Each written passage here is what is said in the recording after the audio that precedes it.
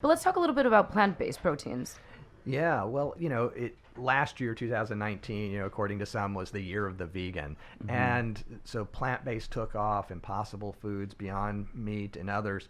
And I think those things are going to continue to grow. If you look at the market cap of companies like Beyond Beef, they're really tremendous.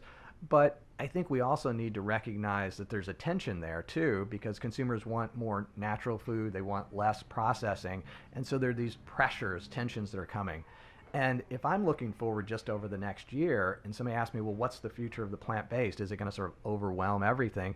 I think one of the challenges they have is that by the end of 2020, there are going to be 1,000 products in your grocery store, all labeled plant-based. Right.